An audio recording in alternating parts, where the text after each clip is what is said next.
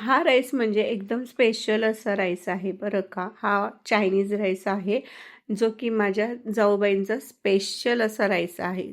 ते खूप आधीपासून म्हणजे जेव्हा चायनीज राईस कसा बनवतात हे माहिती त्यांना बिलकुल नव्हतं. फक्त तो चायनीज राईसचा मसाल्याचं पॅकेट काय एकदा त्यांना मिळालं.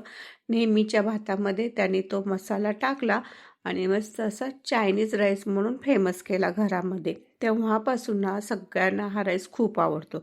अगदी बाहेर गेलो ना, थकून भागून आलेलो असलो ना, दरवेळेला आपण खिचडी भात, मसाले भात, तिखट भात, टोमॅटो भात असे भाताचेच प्रकार करतो बघा जेवणासाठी, कारण ते पोटभरीचे असतात. तर त्याऐवजी असा हा मस्त फक्त हा चायनीज मसाला घालून केलेला हा आपला मसाले भात खाऊन बघा बरं का, खूप छान लागतो.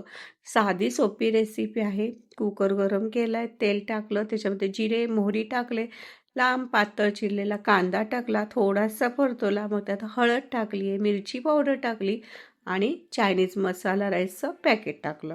त्याच्यानंतर इथे मी सोयाबीन होते, ते पण ही माझी जाऊ नक्की टाकते बरं का. याला सोयाबीन घालून केलेला चायनीज भात असं तिचं नाव आहे.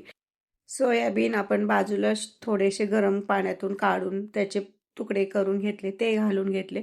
आता बघा इथं मी तांदूळ वापरते, तो पुलावचा दावतचा आहे.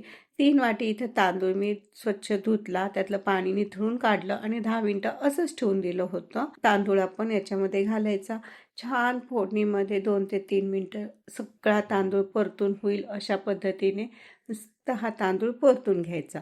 गॅस बारीक ठेवायचा. त्यामध्ये जेवढं वाटी आपण तांदूळ घेतले ना त्याच्या दुप्पट, म्हणजे 3 वाटी घेतले तर 6 वाटी मी तर पाणी घातलं. त्यानंतर परत हे एकदा व्यवस्थित हलवलं. हां बरं का, त्याच्यामध्ये नंतर ना मी चवीपुरतं मीठ आणि उरलेला तो फ्राईड राईस मसाला पण परत टाकून दिला होता.